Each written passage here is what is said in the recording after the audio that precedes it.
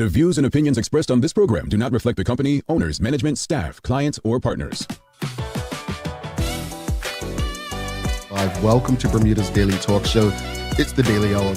ChatGPT did become the world's most downloaded non-gaming app. Literally the job of everyone in government to address the media and the public. What are your thoughts, audience? What are your thoughts on Zandy Silva as the deputy PLP leader? A community that can't feed itself is a community that... What you may not know, though, is that Bermuda, we have a connection to Epstein, too. Things that people are doing right, the youth are doing right, that is not being advertised enough. When you see your access to U.S. dollars disappear, that's when you have a problem. You've got a town in the UK with a similar sized population. This place absolutely outshines it.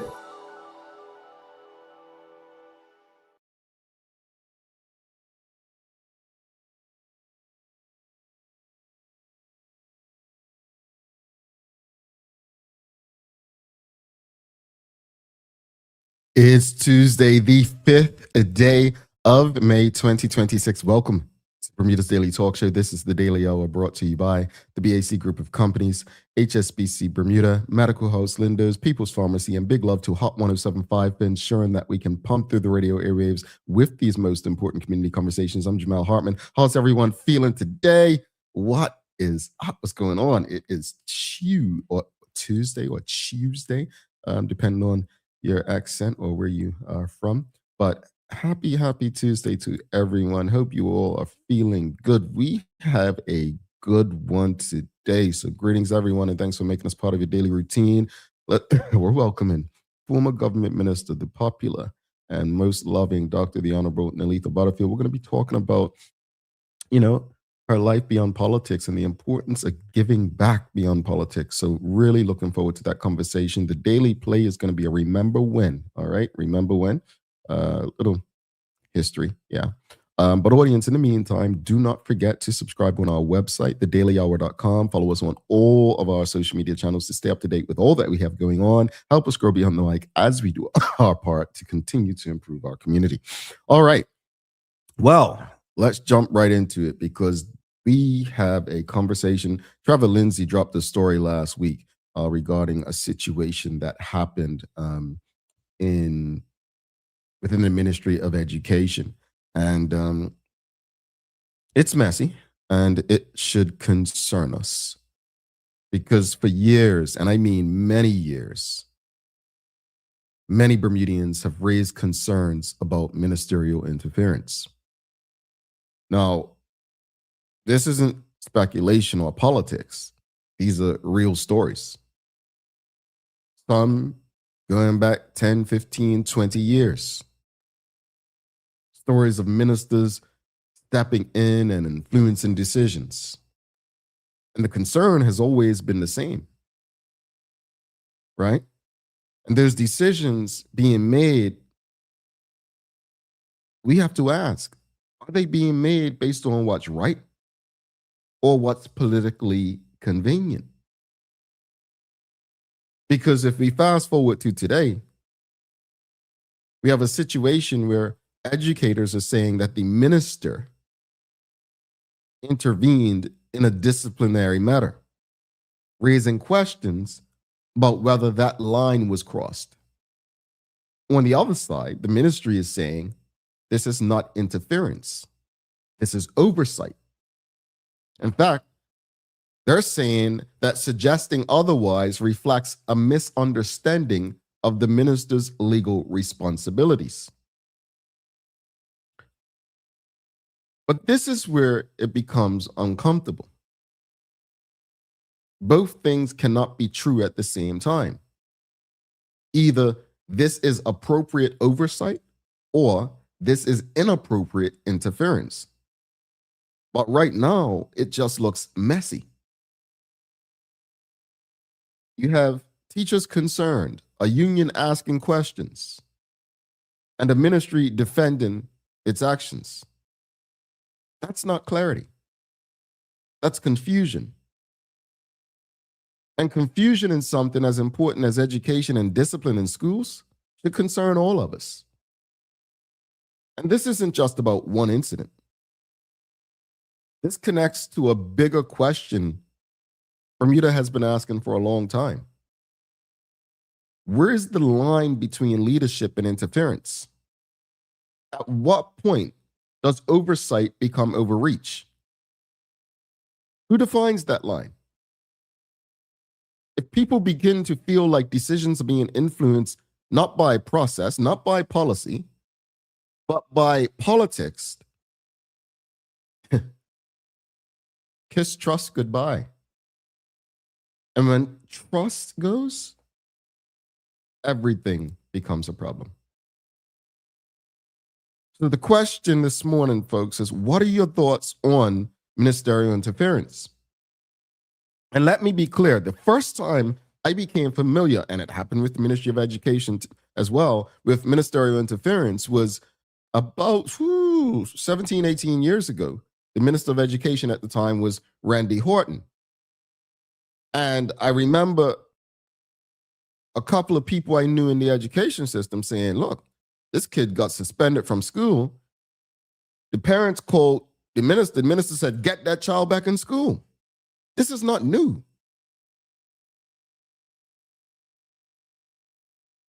There are people telling me all the time, Jamal, oh, the minister's doing this, the minister's doing that. This should make everyone uncomfortable. This should really, whether you work within government or not, especially with education, because you've likely got children there. Now, we don't know the ins and outs of why this child was told that they can't participate in inter-school sports. We just know that the child was told that they're not participating. And since, based on the reports, the ministry got involved, a PE teacher was put on administrative leave. Others stood up for this teacher and said, well, we won't have this sports if this child's allowed to participate. And based on reports, it looks like that stand worked because the child did not get to participate. We've got to ask ourselves what kind of Bermuda we want if people are not allowed to do their jobs. Now, again, I don't know the ins and outs, but based on the reports, if a child has been told that they can't participate due to disciplinary matters, and the parents or guardians or whoever go to the minister and the minister says, put that child there. I just don't get how that benefits anyone. So your question of the morning audience is, what are your thoughts on ministerial interference? We'll let you marinate on that, and we'll come back and we're going to discuss this. Was the minister or our ministers wrong for getting involved? Let's talk about it. People's ACW, located at King Edward VII Memorial Hospital, carries over-the-counter medicines, toys, cards, and even toiletries. Our knowledgeable staff are there whether you're at emergency, visiting family, or a member of BHB staff, to show you our best even when you're feeling your worst. People's ACW, we're here for you.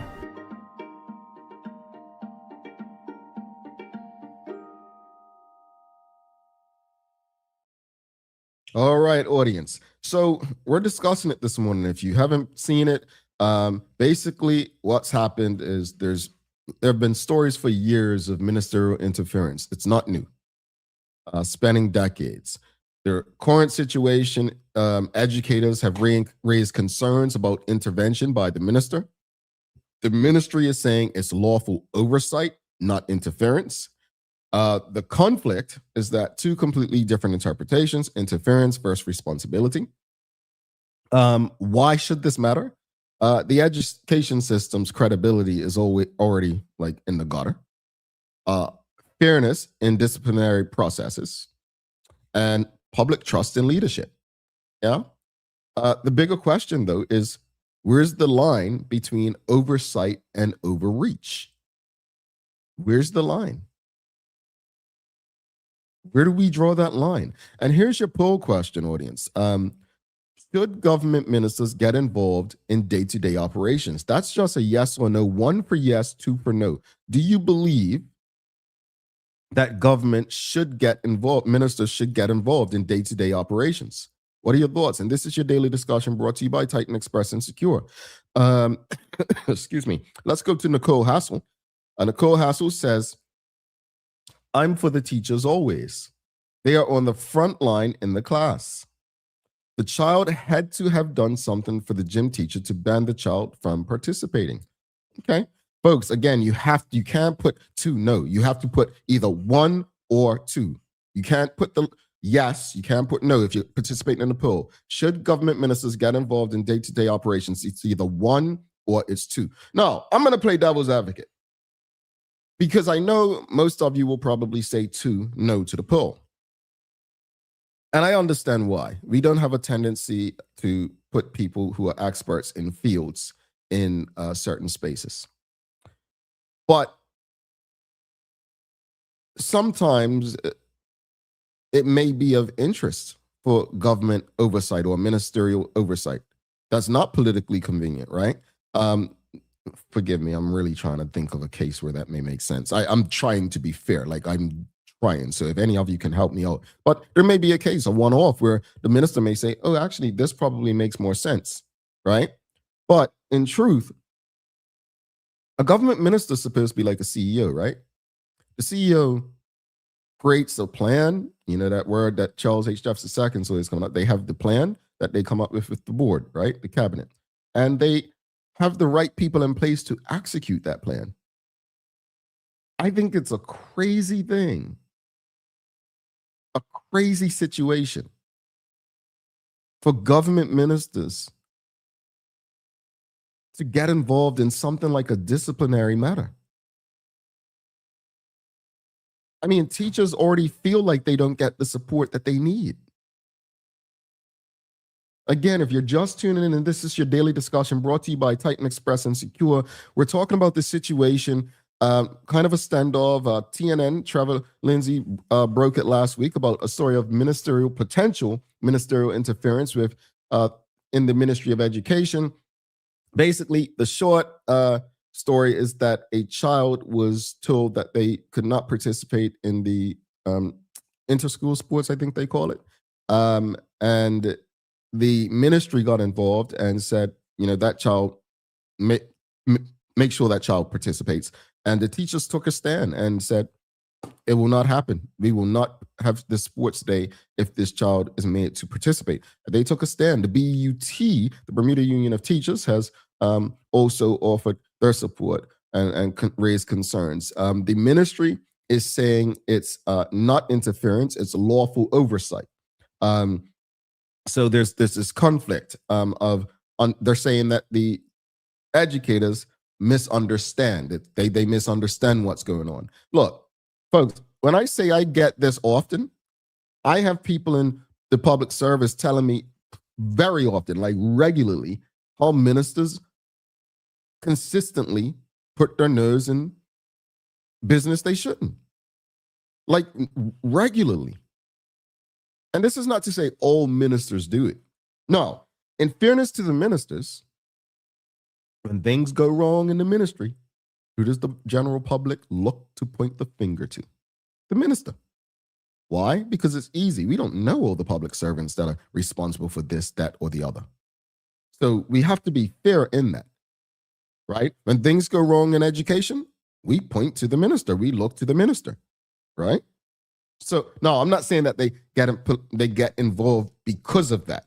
I'm simply saying that there is a degree of, you know, hypocrisy in that when things go bad, we look to them, and when things, well, I can't say things are going good there lately. But anyway, question of the morning: what are your thoughts on ministerial interference? Are you okay with it? Do you think it's something that is blown out of proportion? Do you think it's necessary? And should government ministers get involved in day-to-day operations? What are you? 1 for yes, 2 for no. Let's go back to the audience. We've got Sean Smith says, the last I knew, Mrs. Witter is the head of the public service. So in my opinion, the minister has no business dealing with disciplinary matters. Well, Maybe this is a question we can put out to Mrs. Ritter as well. We've got Lydia Simmons asking, so the teacher is at fault for following a directive? What do you mean? No, the teacher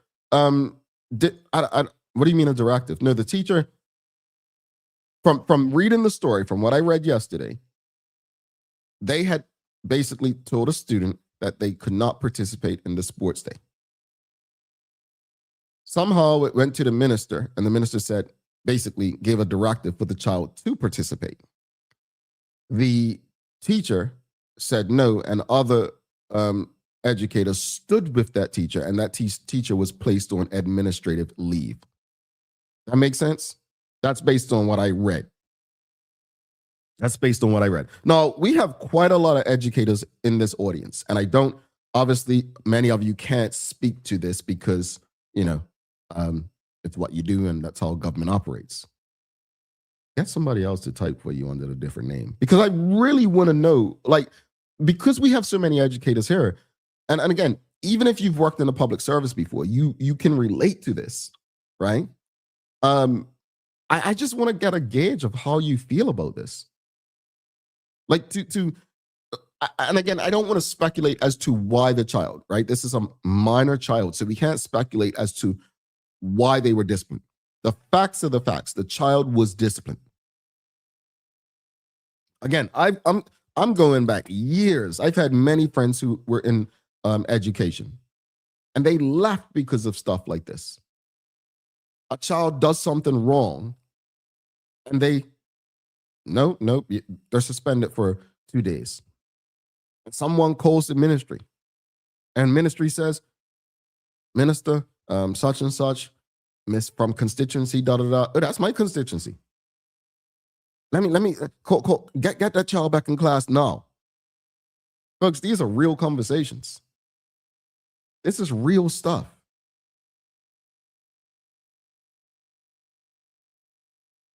Lydia Simmons says he was told to do this. He didn't do it on his own. I'm not understanding, Lydia. I'm not understanding who was told to do what and did what on their own. Charles H. Jefferson II says most ministers are not subject matter experts. They are responsible for policy. One issue that we have is the PS should be the subject matter expert, but they are moved around too much to become experts. Well, we have a form of PS tuned in usually, Miss Ellen Kate Horton, if she can offer some insight on this, because that's what I would have thought. Most of this would fall with the permanent secretary or commissioner of education, not necessarily the minister. And I agree with Anika DeShields. Based on Charles' comment, we should be very concerned. Yeah, folks, look, again, I have to be clear here. I have not obviously the minister is the minister. I have not said her name. This is not about picking on the minister. This is not picking out on education. This is something that, regardless of ministry, people reach out to me often about. And I'm sure you all have conversations by the water cooler about this. My concern is that when things are done in the interest of political convenience versus what is probably best, I'm going to go out on a limb and say, I don't believe that a child was disciplined for any old reason, like just because the teacher didn't like them. Especially if this teacher had the support of other educators that were willing to shut the sports day down. This goes back. Look, everything we discuss on this show is linked, intertwined, right? And let me be clear about this. I don't know the situation. I don't know the individuals involved, but we speak about accountability on this show pretty often. What lessons are we teaching this young child when they've been disciplined? And then they realize, oh, well, I know a police officer. I don't have to. I got a ticket going $80K, but I'm going to get my ticket taken, off whatever. Oh, yeah, I did. Yeah, but I know the premier. I'm just going to have my mama hit him up. I'm cool. You see where I'm going with this? And then 10 years down the road, we're going to ask ourselves that big question we love to ask. How did we get here?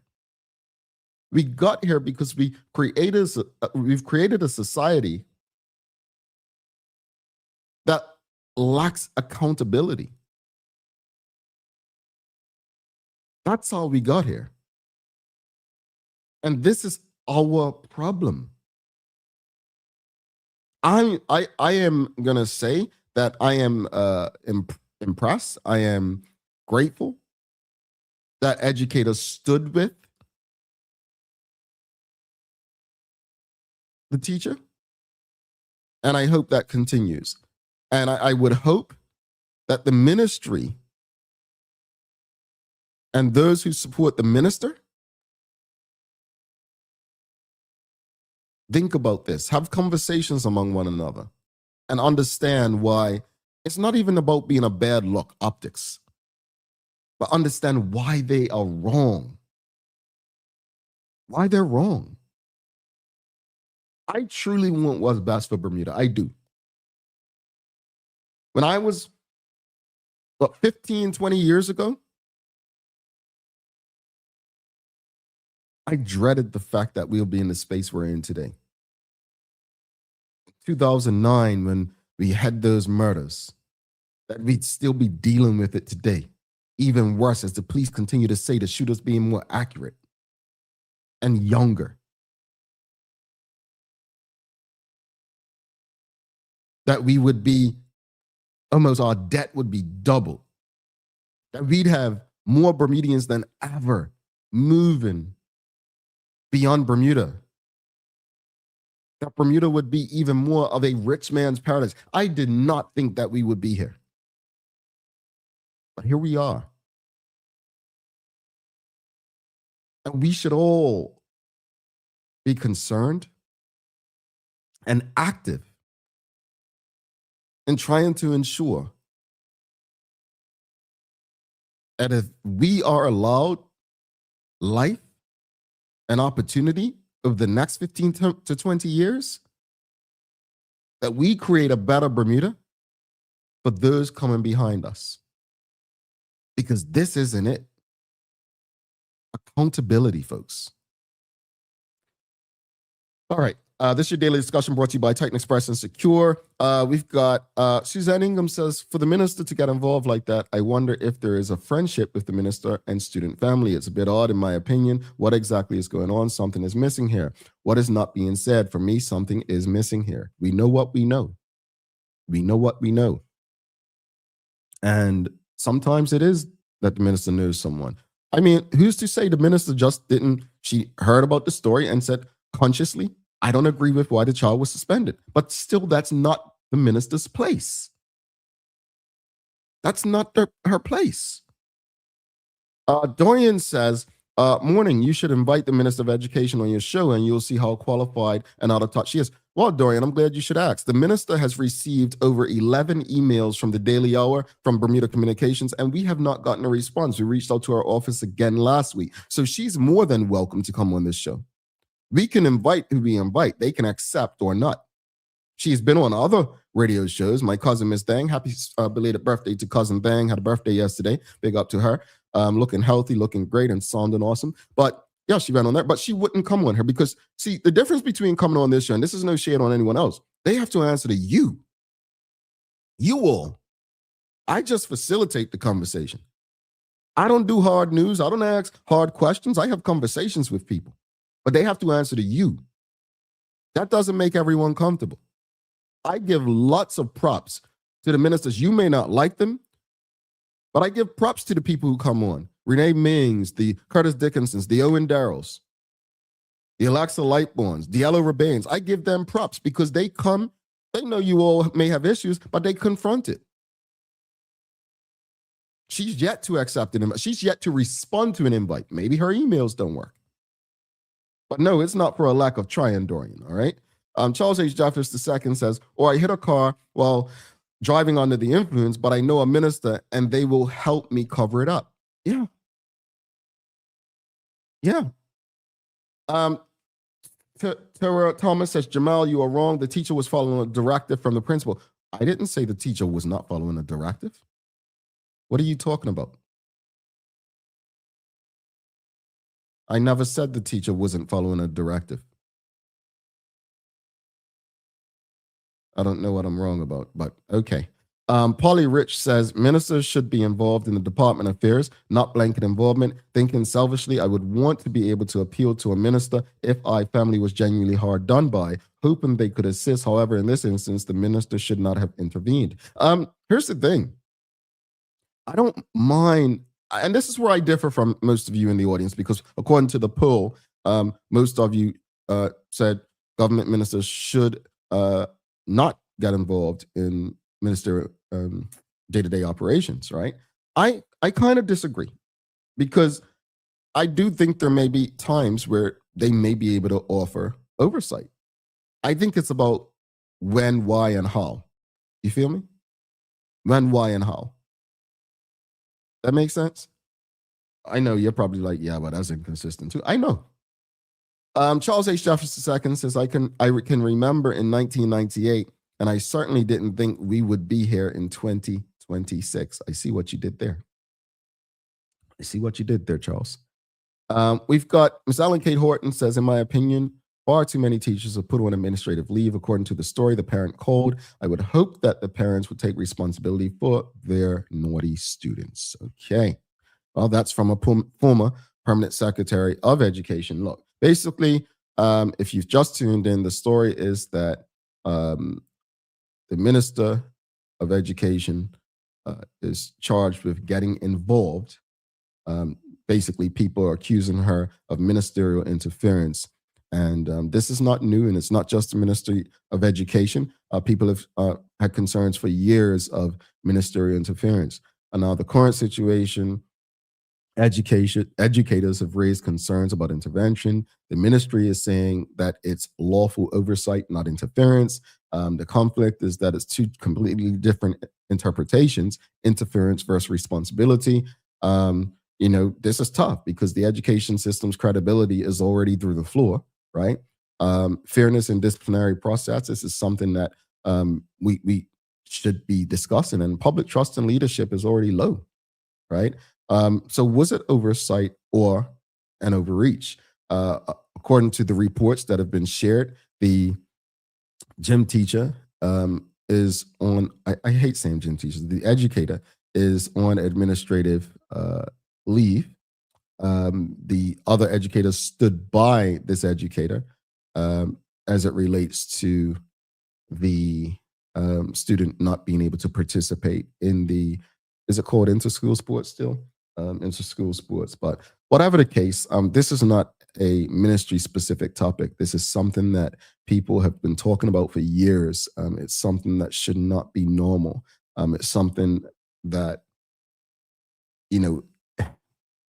we should not be. I get that Bermuda's small and people have relationships, but we can't or we shouldn't escape accountability.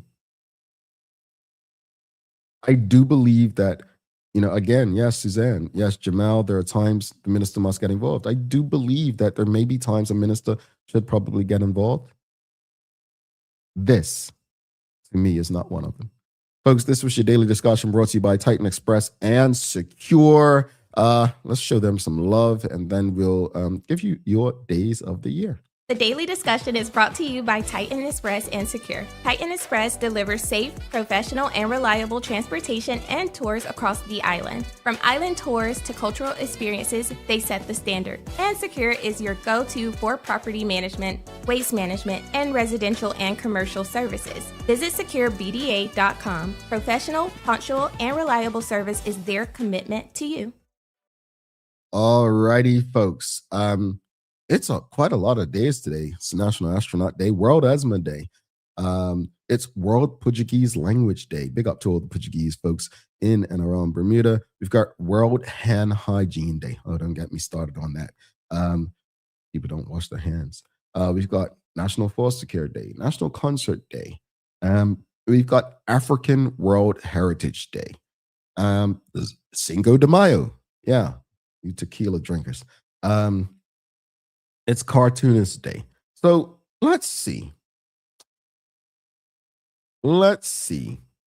Since it's National Concert Day, I'm going to ask you all, what's the best concert you've ever been to? What's the best concert you've ever attended? The best concert you've ever attended.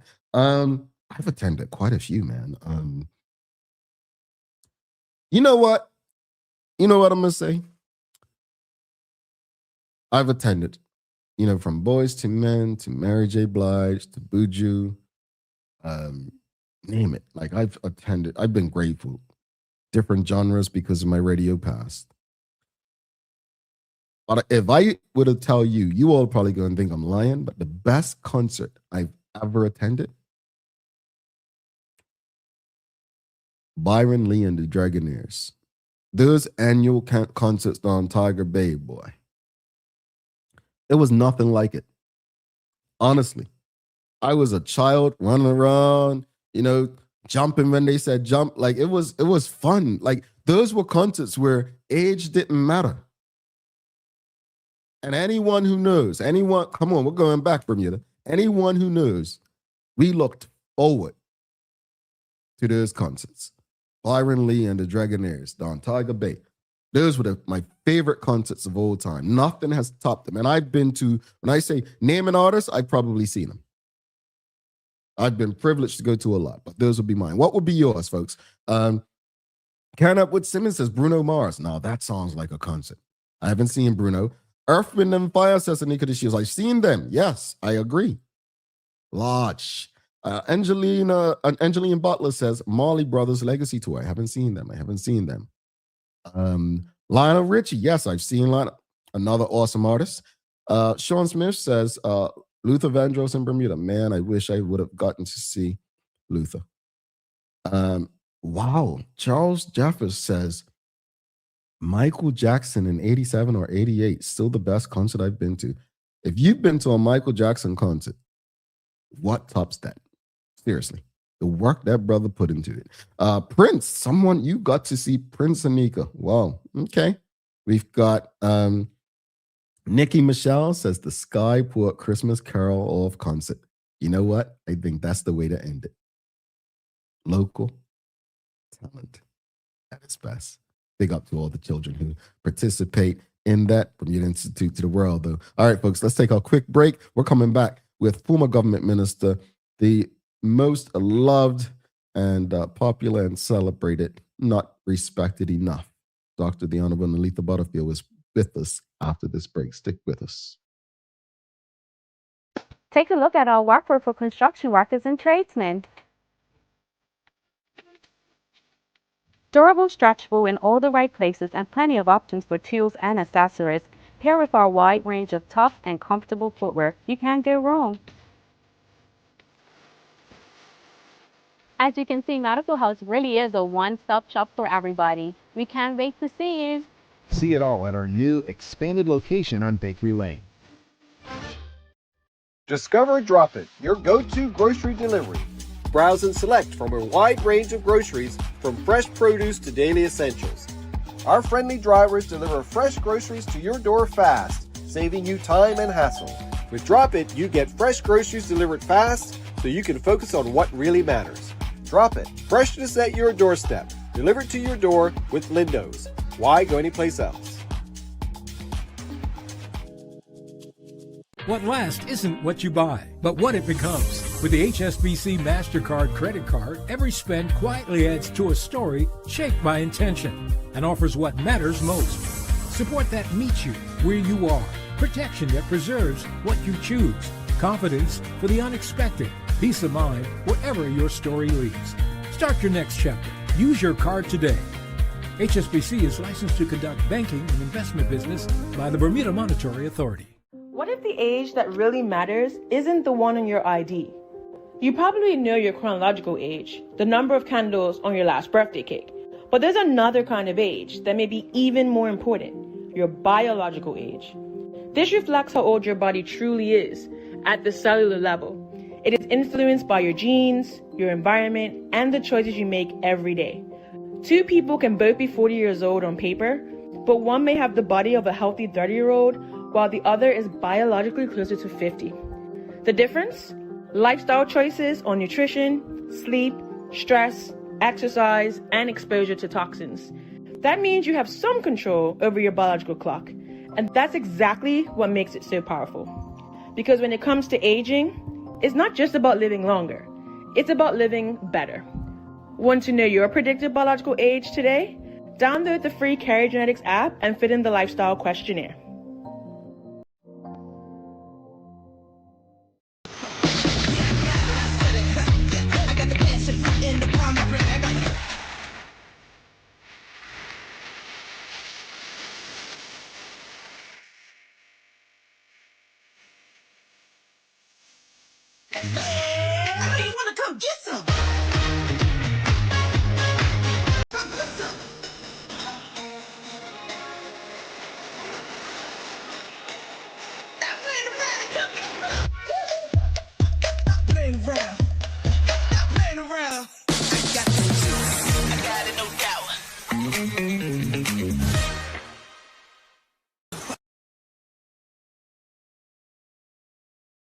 Alrighty, welcome back to the big show. Jamal Hartman here. This is the Daily Hour brought to you by the BAC Group of Companies, HSBC Bermuda, Medical House Lenders, People's Pharmacy, and big love to a Hot 107.5 for ensuring that we can pump through the radio airwaves with these most important community conversations.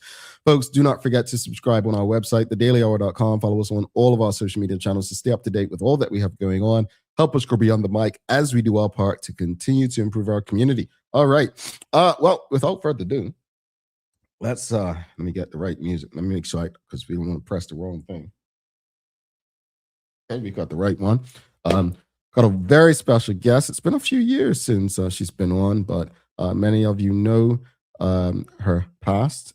She has served in various ministries, so we definitely want to ask her, as a former Minister of Education, her perspective on the discussion this morning. She goes back and forth between Bermuda and Jamaica. She's released numerous books. She's the head of CARE, school that myself and Teo had attended when we were children, continuing to do her part in the community, educating some of Bermuda's most vulnerable. So let's give a warm TDH welcome to the Honorable Dr. Neletha Butterfield. Greetings. Happy Tuesday. Well, greetings to you and greetings to your viewers and happy anniversary. Oh, thank you. Yes, we did have 6 years yesterday. Yes, you're climbing, you're getting there. And it was 4 years ago that I was on the show. And I'm telling you, it's a lot that's happened since then. Wow, that long. Well, it's not for lack of trying. I know that we have been trying to have you on, but we have to work around your schedule. But thank you for coming back. Yes. So I gotta ask you. You know, you have served in numerous ministries. Before we get into today's conversation, and audience, if you have any questions or comments for Dr. Butterfield, you can send them through. But as a former minister in education, in particular, do you have any thoughts on this situation that we were discussing this morning? Well, let me say this, Jamal. I've had some very, very good permanent secretaries. And they always give you some advice when things do happen like that. And also the most important thing, and I think my good friend Charles that comes on your show would know, that there is a ministerial conduct book. Mm-hmm. And if every minister is given that, they would know the policies and the procedures. It's most unfortunate. I've had 7 ministries and I've never had anything like that happen to myself. But I could say I've had some controversial stuff like supplements where they asked for me to resign, John Swan building where they asked for me to resign, building the hospital on the grounds of the agricultural show, and on and on. But got a lot of good advice. And my last permanent secretary was Robert Horton. He was just excellent. Mm-hmm. Yeah. Don't get any better than Mr. Horton. So it's interesting. I think that's a conversation that people will continue to have and have been having for years. But let's talk about you. I mean, you didn't retire from politics, but you haven't been government MP since the 2012 election, correct? Yes, correct. And no. Go ahead. Go ahead. Yeah. Sorry. Why I want to talk and say something about that is because people still come to me almost every day. When I'm in Bermuda, I'm telling you, I still feel like I'm a minister or a member of parliament. And it's always asked, why did you leave? Why did you resign? And it's history for me because I've written it in my book. And I want the country and those in the country to understand that I'll probably still be in politics if it wasn't for someone to run against me in a primary. A primary was something that never happened in the PLP. I'm not the only one. But I lost my seat to David Burt, the premier of the country. And that's the situation. I did not retire from politics. I would be still there, I think, if this didn't happen.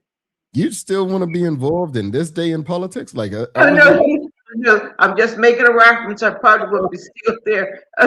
No way. It's a very thankless job, but you have to, when you're serving, you have to do the best that you can do, and you always keep people in focus. That's the most important thing, to keep your people in focus. Yeah.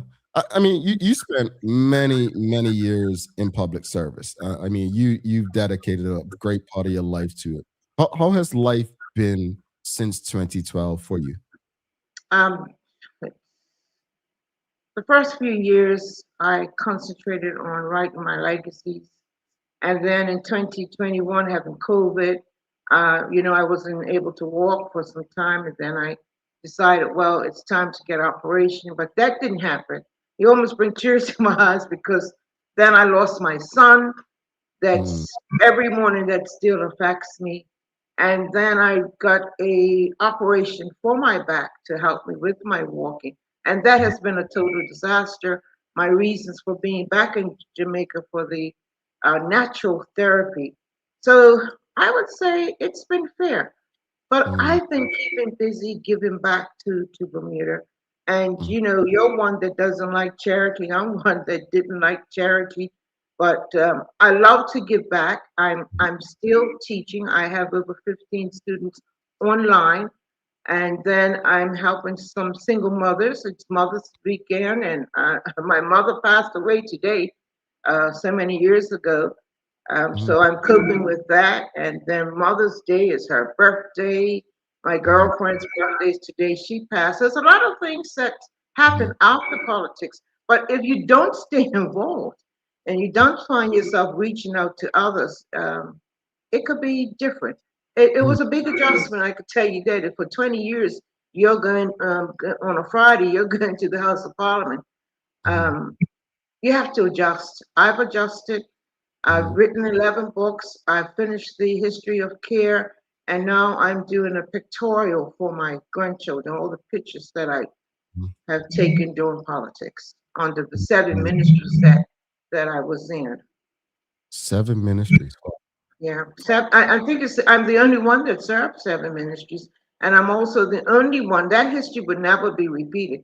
I'm also the only one that served under 4 premiers. And all of them came with different leadership skills. So it was an experience. So you served under Dame Jennifer, Alex Scott, Dr. Brown, and then Paula Cox?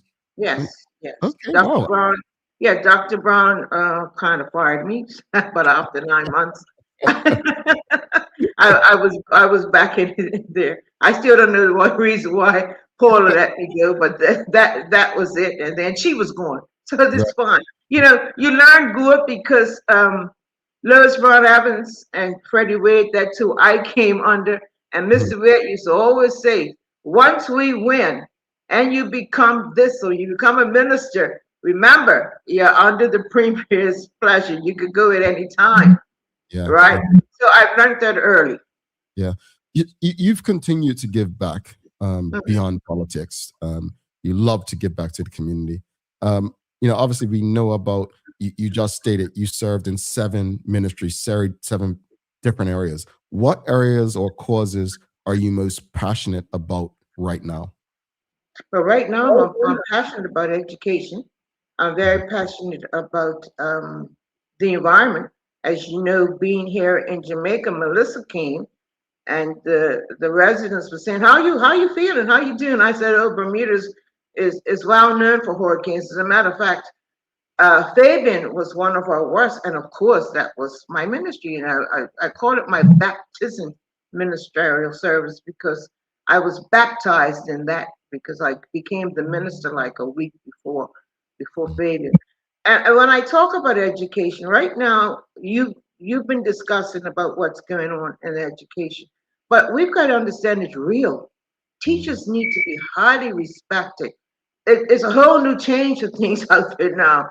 The children are not who they were when we were coming up. We had a village, we had grandma, we had Aunt Susie next door, and things like that. But right now, they're struggling. Teachers are really, really struggling. As you know, we do the GED and life skills at CARE, but we don't do the primary, middle, and middle school students, and that is done with Target Learning Center. You know Target, that's Keisha Allen. Yeah. Yeah. And so we're still doing it. And sometimes I'm there and I'm saying, oh my goodness, what is that child doing? You know, you're not used to that. But teachers need to be respected because your child is with them more than they're at home. Time they get home, it's time to go to bed. Yeah. And it's a highly respected job that we need to find out what we can do to make it much easier for them. I heard from a teacher yesterday, she says, Butterfield, I'm so burned out. And my goodness, it's almost June. Can you imagine what's been going on from September to June? So there it is, you know. And giving back, I like I said, I have 15 students online. I have to keep my mind open. Yeah. And it's because they're academics. I said to my grandson who's running the school, I said, well, when are you having a graduation? He says, well, they're not going to make a graduation. So I have to ask ourselves, what is going wrong? What is going wrong that the learning is not there? And then employment is another thing. And we need to know, why is it that if you take a test for the police service, if you take a test for the prison or for the fire station, now they're saying they're going to hire foreigners. Well, what has happened to those who took the test? Did they fail because of drugs? Did they fail because of academics? Did they fail because of psychological things? These are the things that we need to find out. And if it is one or two of those where they failed the drug test, then do something about it. Put them in a program and still hire them. I was excited when I went to the prison while I was there, and 3 of the prison officers were from CARE. They got their GED. So what is wrong? Every year, over 100 students are graduating. Are we preparing them for the workplace? This is a question that's continuously asked. For 42 years for me. Yeah, it's been a constant. I want to transition real quickly. A lot more to talk about. But when you look back at your time in politics, what lessons from then do you use to continue to guide how you engage with the community today, in all that you continue to do? Yeah, well, one big lesson is to listen. That's very, very important. And what I engage in now is, if you can recall, Omar Deal, I did vouch for him, and that was awful. Everybody says, you know, she's supposed to be a PLP stored, and why is she doing that? But Omar was a student at CARE, just like you, and I couldn't deny not wanting to help him. So mentorship is very important, and that's what I'm engaging in. Just the other day while I was there, myself and 2 other authors, Unica Daniels and Keisha Allen Smith, got them together under the Business and Professional Women's Club, a club that was started by the Arch and Villa, Ms. Biners. And we're trying to get that back together because we feel that women need it. I came through the Professional Women's Club with Lois Brown Evans and Dame Jennifer Smith. I came through the Orchid Charity Club, as you would know, your grandmother was there. And my grandmother was the founding member of the Orchid Charity Club. So these are the things that I still engage in, and I continue to think it's a blessing to give back to society. There's an African proverb that says, each one reach one, each one teach one. And that's one of the things that we need to do. We all took one person. I could tell you there are students at CARE that are turned away because there's just not enough funding. And there are people in CARE that has funds that can assist. I want to transition again because you said something about going back to your time in politics ending in 2012, and a primary was held and the like. We have Dorian says, "Morning, Dr. Butterfield. Respectfully, David Burt underhandedly, stole your seat." And then let's talk about what happened, because a lot of people they don't know what happened, right? So for someone who doesn't know what happened, what exactly happened with this current Premier David Burt now representing the seat that you held for many years? Yes. I think it was in October. I think that's when things go on in October. There were four of us that the PL, those individuals came up against. And what had happened was that an election was coming up, and some of the members were looking for safe seats. David Burt was one of them. And he says, well, he knew that Pembroke West Central was a safe seat. And my goodness, I got that seat from Ann Cartwright. Oh, I would say the United Bermuda Party was a hell of a lot of work. I worked in that seat for 10 years. And so he ran against me, and it was a draw. Then he ran against me again, it was a draw. But, he's a very smart guy. So he went out to canvassing to find out who's available. And it was about maybe 8 of my supporters that were traveling. And he talked to Paula Cox. Another thing that people talk about, that she shouldn't have accepted it. And she did accept it. And when we went back, he won by one vote. And this is why he's Premier today. And he should realize that he's there on the shoulders of others that were there before him. And one of the things that annoys me is that even if you did take someone's seat, there are still things in the community that Ms. Butterfield would like to do. I just did something to have a solution on how we can help those incarcerated. And I was disappointed to get the answer, but thankful. Thank you for your services. We love what you've done over the years at the prisons, but we'll take your information and implement it in what we are doing now. That's not what I want. I want to make a contribution. You understand, Jamal? Yeah. Anyway, that's it. No, I think that gives context. That definitely gives context. I got some questions from the audience. And the audience, send your questions and comments. I'll get through as many as possible. Charles H. Jefferson II, he's asking, with the PLP leadership coming up, the contest, what qualities should the delegates be looking for and the people of Bermuda need in a premier? Oh, that's easy. Integrity, honesty, community spirit is most important. Being in touch with those that are in your country. You just doesn't have to serve in the ministry, but you could serve in the community. So I think that's honesty and integrity. That's very morals, most definitely. Got to be good on that as well. Thank you, Charles. All right. I'm going to ask another one from Charles. We've got quite a few, but he's asking, what do you think of the party not doing anything for more than 20 years to move Bermuda toward nationhood? Independence, he means. What should they be doing? Still discussing it.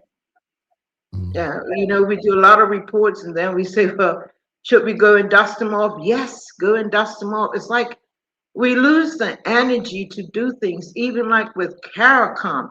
I can recall CARICOM because I was there when Dame Jennifer made that decision.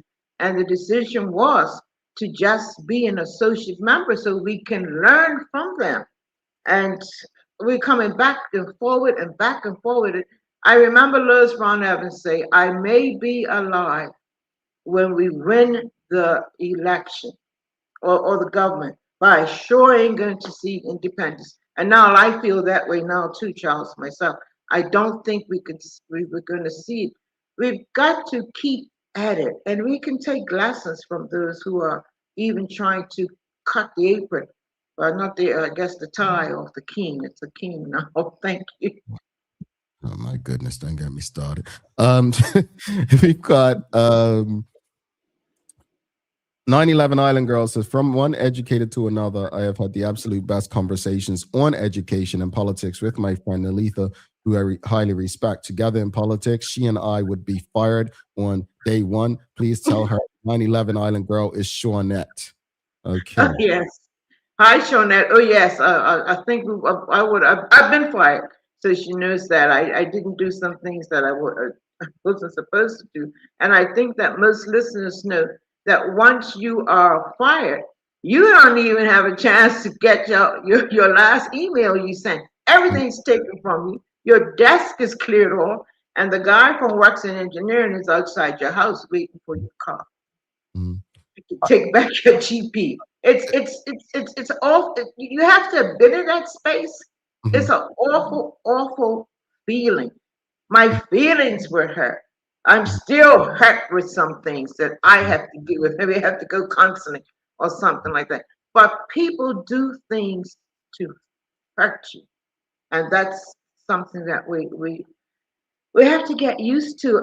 Recently, I went into a government office. My reason for saying get the heck out of Bermuda, and the girl actually shouted at me. And I was only asking a question as to why am I being charged for this? Well, and she carried on. And then I got an email the next day to say that I carried on in the lobby, to say that the PLP treated me dirty. The PLP didn't treat me dirty. Maybe somebody in the PLP treated me dirty. But I am privileged. I am thankful for the Progressive Labor Party. I will always bleed green. I have the opportunity to travel around the world under the Commonwealth Parliamentary Association because I was on the executive. I don't know how. So on that, obviously that the PLP, it's individuals, not the party organization as a whole. We currently have two people who have announced, and maybe more, right? Two people. One being Jason Hayward, the other being Curtis Dickinson, who are vying for the party leadership. What are your thoughts on each individual potentially being the premier and leader of a party that you gave so much of your life to? Well, Jamal, I think we all have concerns, and leadership is very important. You have to know how to lead. You have to have some leadership skills, even when it comes to when I was the Minister of Education. I had a great time. Because it was something that I loved. You just shouldn't jump into something that you just want to be the leader. Some people want to be the leader for titles. People love titles.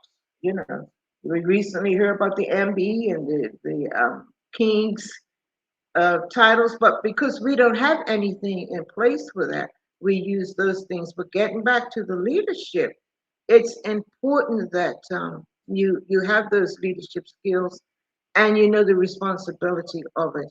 Experience is important, and I think some of us who have been in the party for a while knows that once you have that experience, it will help you with your leadership skills and how you're going to bring the country forward. It's just not, well, I used to be this and I can do that. It's a huge responsibility. So let's see how it goes. And I think people need to be educated on how it works. I had a friend and I joked with her. She just said, "Oh, I just became a PLP member." I said, "Oh my goodness, why did you do that in that area?" Because we want to get so and so in or get somebody in. But you have to know that the delegates, it's those, if you registered, and you would know, Jamal, if you registered to become a PLP member, there's I'm not sure if it's still the same, but it might be every 20 you get one delegate. That's how it works. So if you get 500 people, every 20 you can have so many delegates. It's all about canvassing. It's all about trying to find out how it works, and that's how it works. The more you have, and you only have 2 delegates because you don't have any signed up members. Yeah, I want to share this. Allison Russell says, truly was a tough time for my father, Raymond Russell Sr. Beat that pavement for our community. Our West Pembroke family when we were truly grassroots. Take care, Aunt Honey MP. Um, so hold on, I want to read Charles one too because he says that's something a lot of the younger PLP members don't understand. Some of these PLP safe seats were not always safe. Hard work was put in for the benefit of the party and Bermuda. Let's speak to that a bit because it's so true that there was a lot of work that went into so many seats that were never ever PLP seats. And it's now it's almost like, things may be taken for granted. Do you speak to, or have a relationship with any of the younger MPs? Maybe I don't know how to pronounce his first name, but Adams or Owen Darrow or Alexa Lightbourne.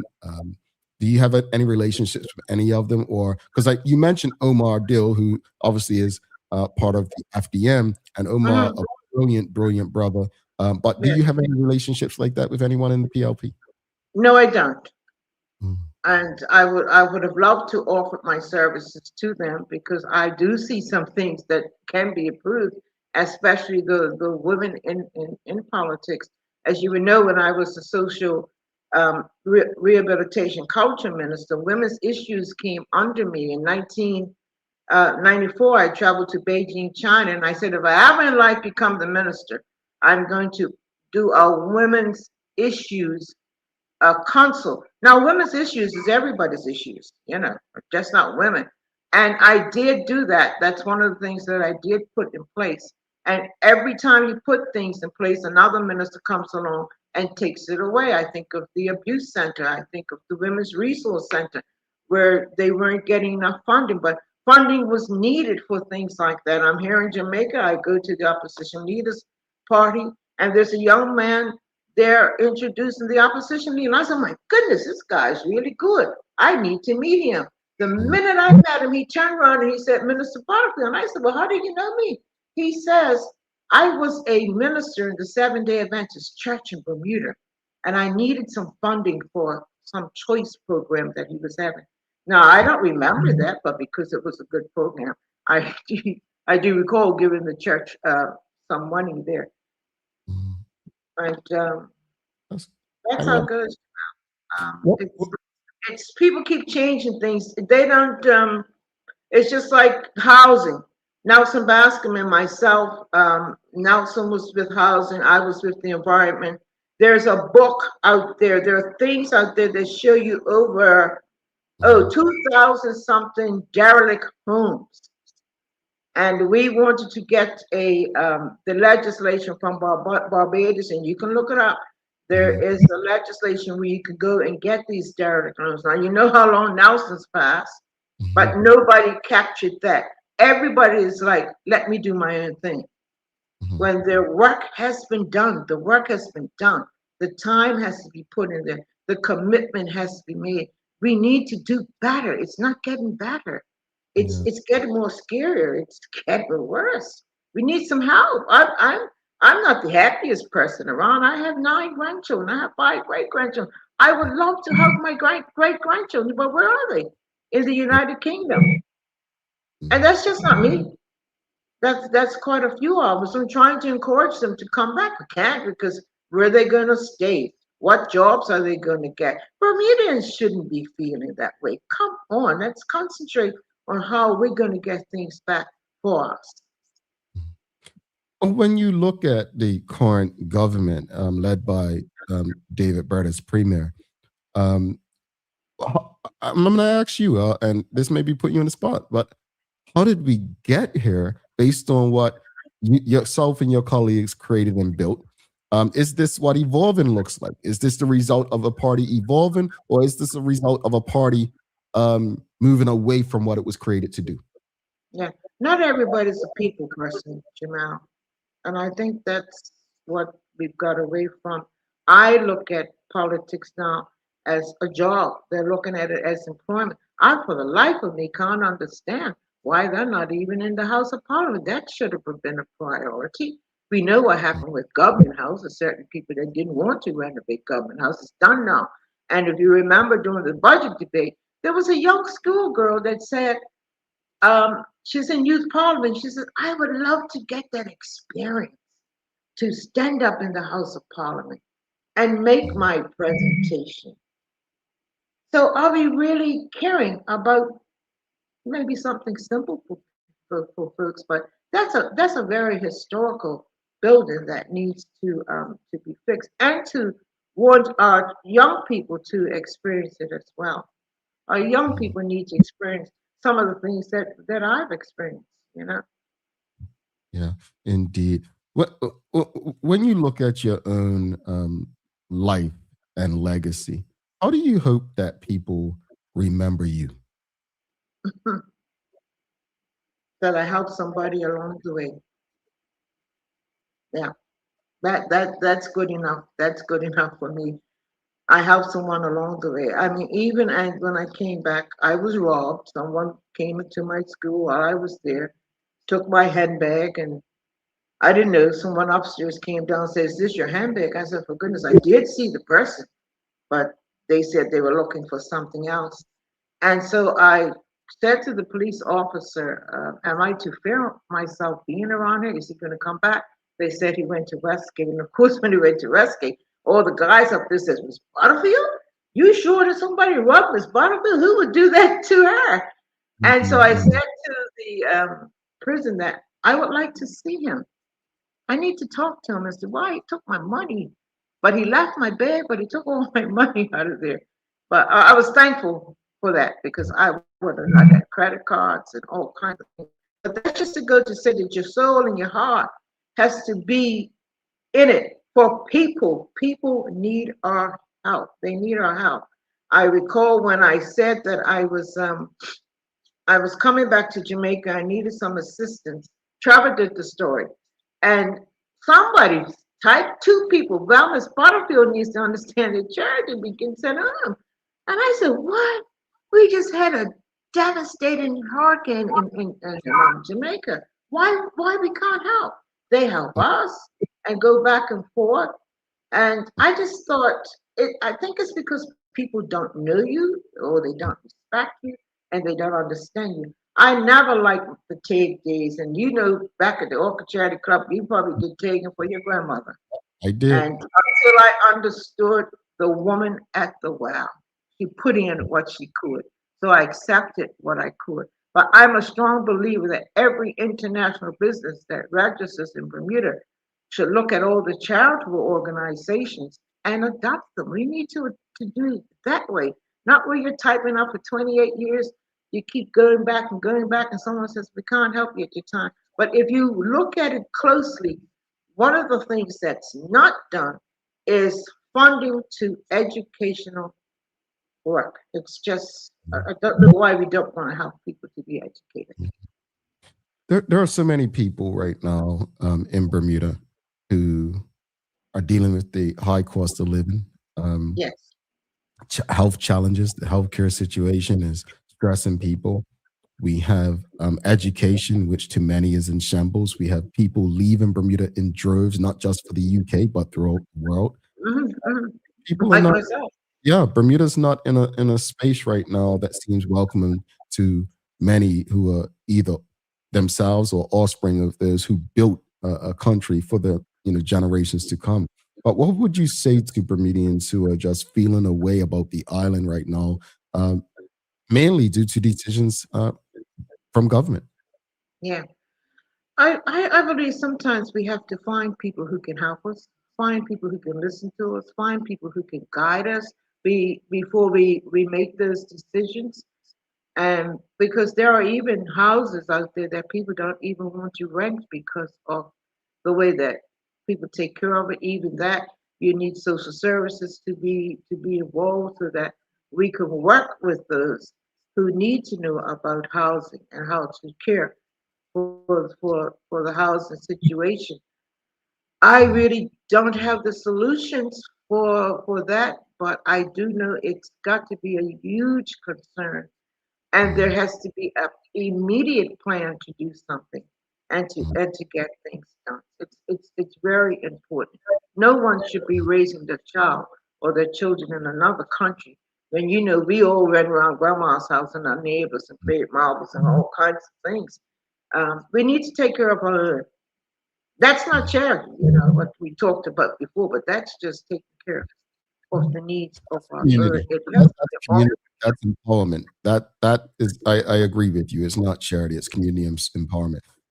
Before you head out, if someone wanted to reach out and maybe give back, help your school, because again, so many people have come through Care Learning Center, and a lot of people wouldn't believe some of the people. Like, it's not just some people like giving children labels, right? Trust me, some of the people you were benefiting from today have gone through Care Learning Center. If people want to get in touch, either to contribute, learn more, or direct someone your way, how can they get in touch? Yeah, well, Google me. That's one thing. I do have a website. It's called soulasali.com. And my contact number is 505-7837 WhatsApp, or 876-849-6936. I would say this, Dame Rose Brown Evans, in ending, wrote in her book, wishing you a most enjoyable reading of the contents herein. It is all about history, and I'm proud that you are part of it and will be there after I have gone. We're carrying on the torch that makes me cheer up. The torch has not been carried, if you understand. And that was written on the 9th of November, the anniversary of the PLP years 2001. She wrote that in that book. She was happy to know that was people like myself that will make sure that we stay to helping our people and focusing on that, even those that are incarcerated, where I have spent a lot of time. I'm about to publish a book of poems from a young man who's just been released. And I'm also helping people to write the legacy. So two of young ladies have published their books. One did a book signing, another book signing to come up. And I'm happy too that they came by to see if I can assist them with helping them to I, achieve. I am grateful, not just for you trusting this platform to have this conversation, but also for what you've continued to do in our community beyond politics. And I'll share more when we come back, when I wrap it up, audience. But I think if nothing else you've taken away from this conversation is how different the mindset mentality is in those who put their names forward today in politics from prior years. So I think I speak on behalf of many others. Thank you for your time. Thank you for engaging. And we've got to make sure that it's not another 3 or 4 years before we come back. All right. So we will be in touch. Have a wonderful day. And yes, thank you for all you've done. Talk soon. And you as well. And please just Google me and Google Amazon if you want to read more of how I came through. It's all written in the book. Thank you, Jamal. Thank you, Dr. Butterfield. I was hoping you'd call me Aunt Honey so I could. I was wondering if I was allowed to act like that, but thank you, Aunt Honey. I appreciate you. Oh, that's much better. We can be normal ourselves on here. Yeah. That's right. Here's Aunt Honey. Thank you, Aunt Honey. Honestly, Okay. Thank you. All right. Bye-bye. Look at me trying to act all inauthentic and not represent, act like, that's family. But I have so much love for that woman right there. One of the true stalwarts in Bermuda's community. Folks, we're going to take a quick break. We'll come back. Someone got the keys to the past answer yesterday. Yeah, a curb. Someone got the answer. I'll tell you what the answer was, and I'll give you the daily play, and we'll wrap it up after this short break. Stick with us. Don't go anywhere. If you appreciated the discussion, you know what to do. Give us that thumbs up, a love, a like. Make sure you share it with your friends, family, and colleagues. We'll be back in a sec.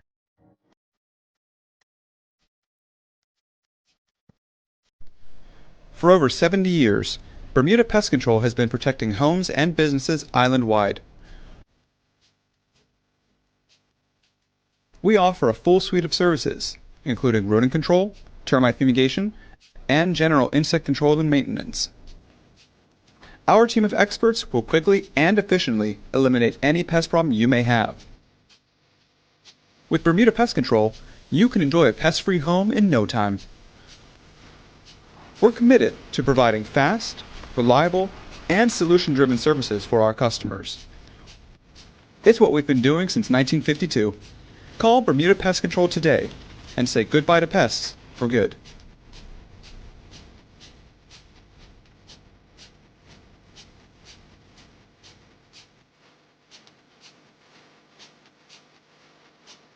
Dreaming of expanding your business? With BDC's Loan Guarantee Program, we support your ambitions. Get up to 75% guarantee on bank or credit union loans up to $300,000. Just your vision and our support. Apply today and unlock new business opportunities. BDC, Bermuda Business starts here. Bermuda, there's nothing like a home-cooked meal, especially when you can feed the whole family without stretching your wallet. With the affordable Bermuda basket, you'll find savings on everyday staples like rice, chicken, corn, and more. Everything you need to make a good meal for less. Shop the Bermuda basket at Lindo's, Marketplace, the Garden Market, and the English Market. Visit costofliving.gov.bm to see the full list of goods and start planning your meals. This is a message from the Ministry of Home Affairs.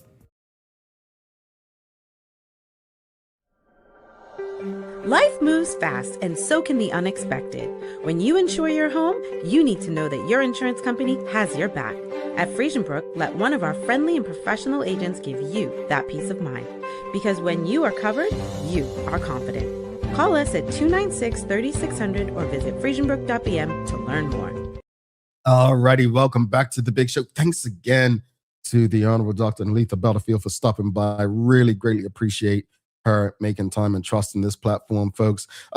Thanks again to the BAC group of companies, HSBC Bermuda, Medical House Lenders, People's Pharmacy, and all the love in the world to Hot 107.5 for ensuring that we can pump through the radio airwaves with these most important community conversations. Folks, it is time for the Daily Play, brought to you by Bermuda Trivia, now available at stores throughout Bermuda. Follow Bermuda Trivia on Facebook, Instagram, Twitter, X, and TikTok to find out why it's Bermuda's favorite trivia game. All right, are you ready? It's a remember when. Very easy question. Audience, who served as the PLP leader prior to Jennifer Smith?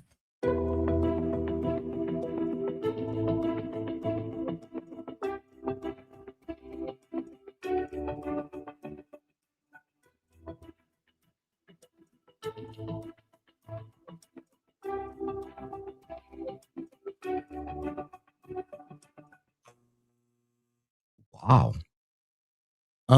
Derek Burgess was never the leader of the PLP. No, it was not Lewis Brown Evans.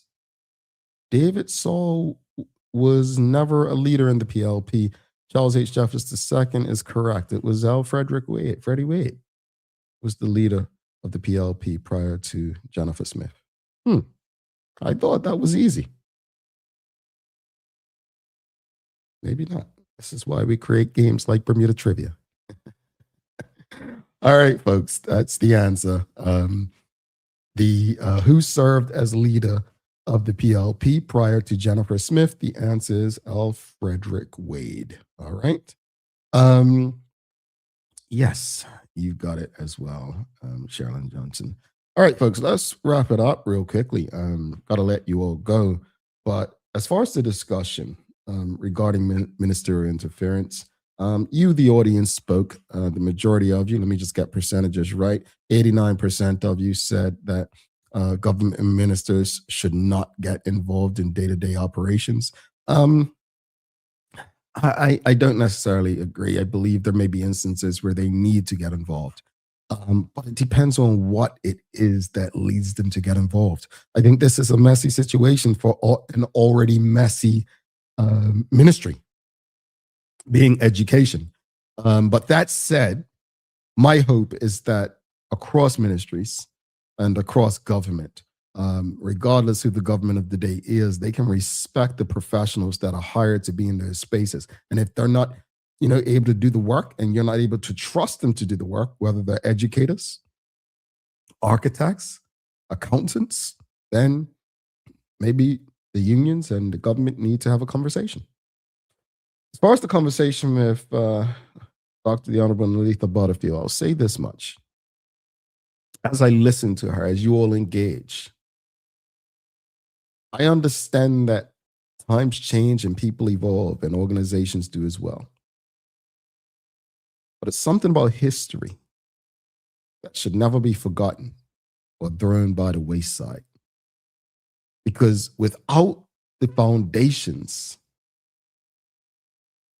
and people like her, many would not be in the positions they are, enjoying the fruits of that very labor.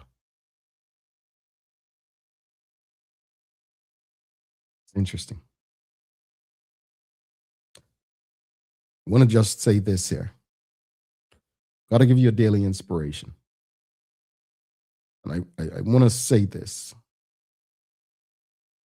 One of the biggest problems in our community is that we do not seem to know or want to hold those we love accountable. Until we get to a space where we can love by holding people accountable, then the results of what we see on our roads, throughout our community, at events, in our workplaces, in our schools, and beyond, these things will continue to happen because we're afraid to tell someone we love, you were wrong. If that person loves you, you all may be able to have a discussion.